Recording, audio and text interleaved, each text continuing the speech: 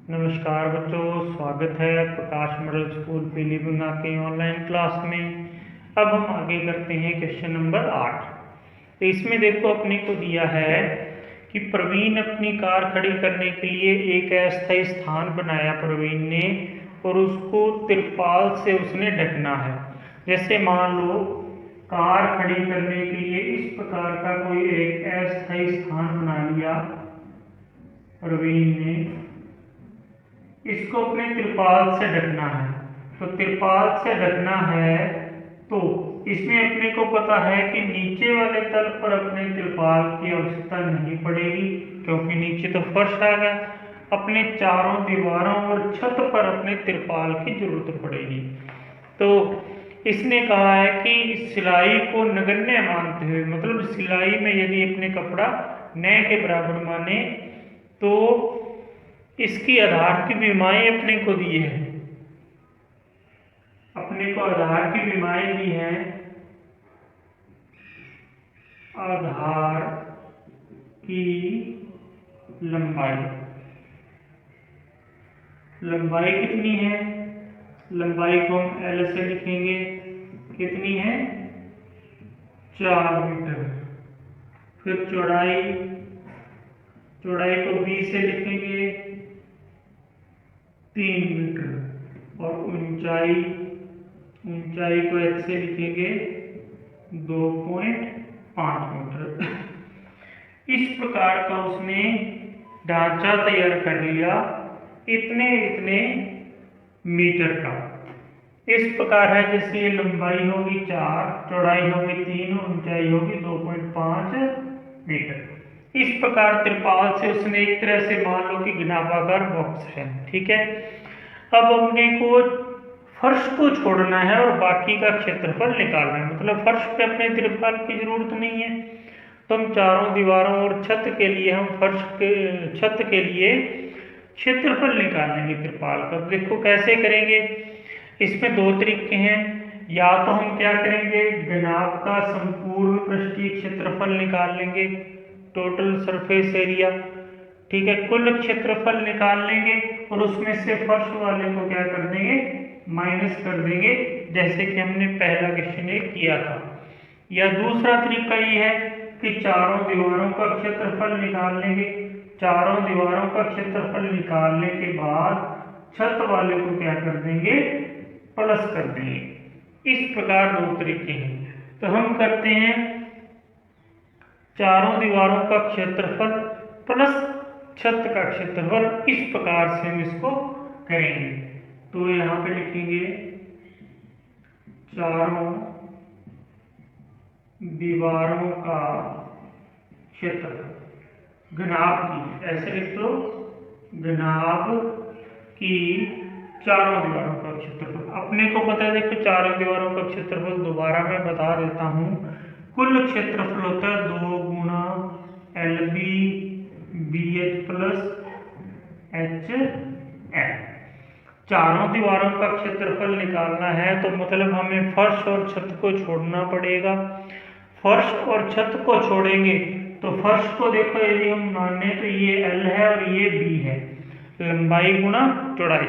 फर्श एक आयताकार होता है और छत भी उसके जैसी ही होगी, आयताकार होगी, बिल्कुल वही माप होगा।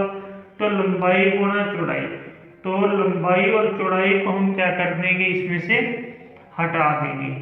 लंबाई चौड़ाई को हटा दिया तो जो भी बचेगा वो क्या बचेगा, चारों दीवारों का क्षेत्रफल बचेगा, ठीक है।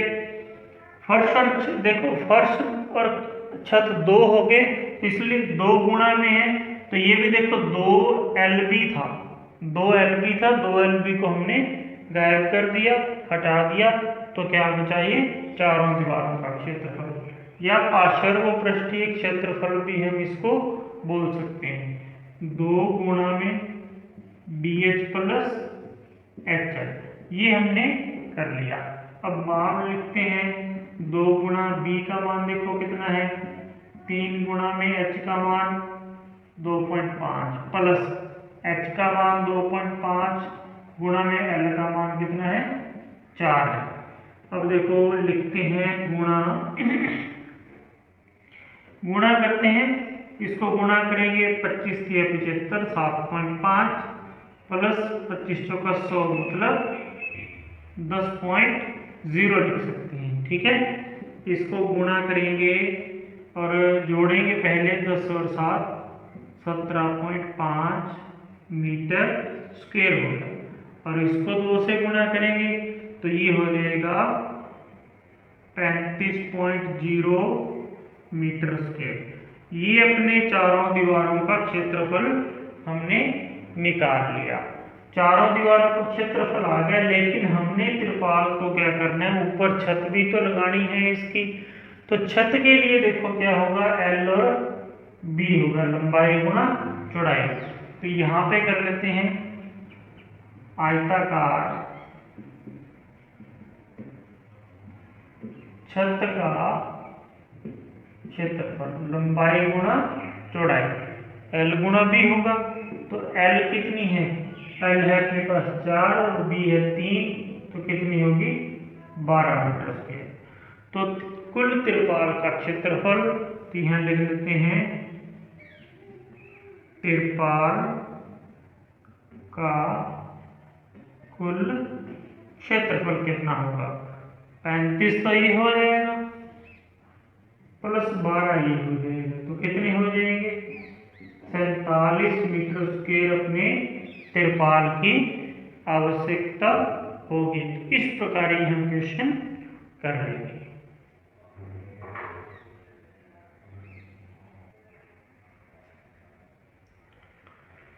अब हम कुछ आगे वाली प्रश्नावली के कुछ सूत्र करके देखते हैं, जो कि आगे वाले एक्सरसाइज में अपनी है बेलन। ठीक है, तो बेलन पर आधारित क्वेश्चन होंगे, बेलन के ही क्वेश्चन होंगे। तो उसके लिए हम किस प्रकार के सूत्रों का प्रयोग करेंगे, ये पहले अपने को पता होना चाहिए। तो बेलन है जैसे इस प्रकार, अपने को पता है कि ये एक बेलन है। ठीक है, सिलेंडर बोलते हैं इसको। एक बेलन हो गया, इसका आधार भी क्या होता है इस प्रकार, ठीक है, वृत्ताकार। तो इसमें बेलन है, बेलन की ऊंचाई को हम h मान लेते हैं और देखो ऊपर और नीचे वाला भाग इसका ये वृत्ताकार होता है इस प्रकार। तो इस प्रकार इसकी त्रिज्या को हम क्या मानते हैं, r मान लेते हैं। r क्या होगी, त्रिज्या होगी, ऊंचाई क्या होगी, h होगी। तो बेलन के लिए देखो क्या पूछाएगा, एक तो आएगा अपने पास बेलन का वक्र पृष्ठीय क्षेत्रफल। ठीक है, एक आएगा अपने पास बेलन का संपूर्ण पृष्ठीय क्षेत्रफल। एक तो कर्व सरफेस एरिया और एक टोटल सरफेस एरिया, और एक आएगा बेलन की परिधि, मतलब वृत्ताकार भाग की परिधि, सिरे की परिधि। तो पहले वृत्त के बारे में थोड़ा सा मैं आपको बता दूं कि एक वृत्त है, वृत्त की त्रिज्या r है, तो वृत्ताकार भाग जो है इसकी परिधि यदि हम निकालें, मतलब एक बिंदु से लेकर इसके चारों ओर एक चक्कर पूरा करें, वृत्ताकार पथ पर एक पूरा चक्कर कर लें, तो इसकी परिधि, इसको अपने परिधि बोलते हैं। क्या बोलते हैं, परिधि, जो होती है 2 पाई r होती है। ठीक है, वृत्त की परिधि क्या होगी, 2 पाई r।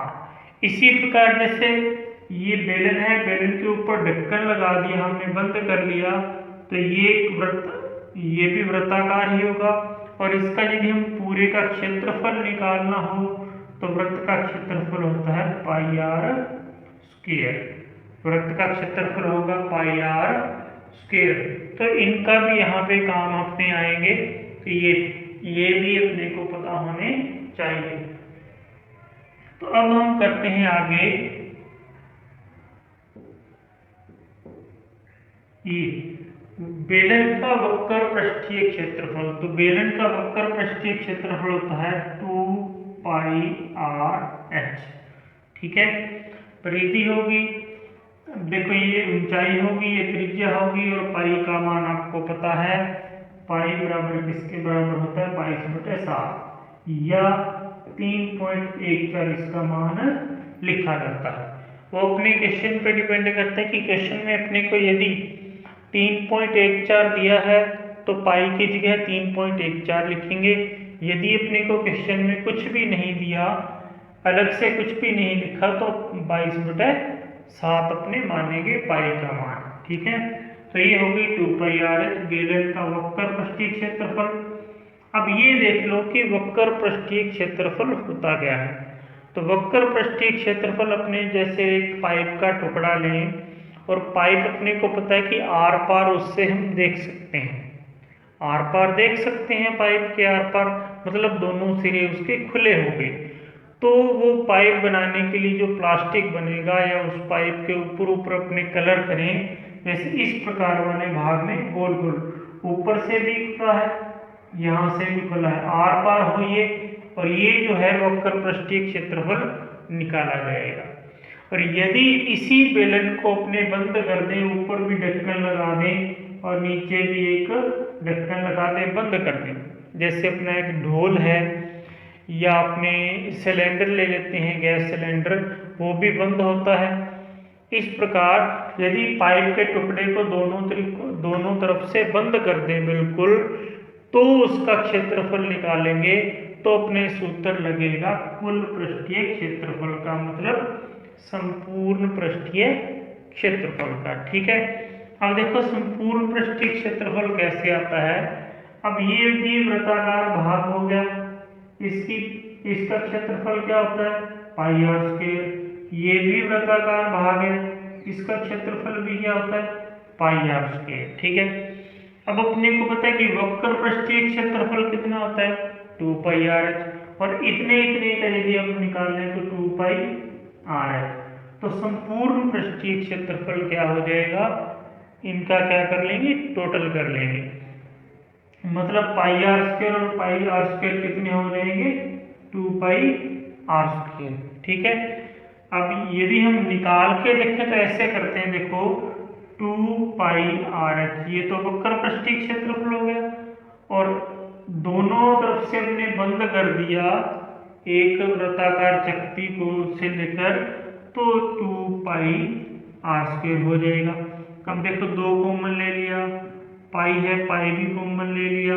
ठीक है, 2 अपने कॉमन ले लिया, पाई भी अपने कॉमन ले लिया, और देखो r² है और ये r है, r भी कॉमन ले लिया, तो यहाँ पे एक r बचेगा, और ये h, और यहाँ पे क्या बचा r।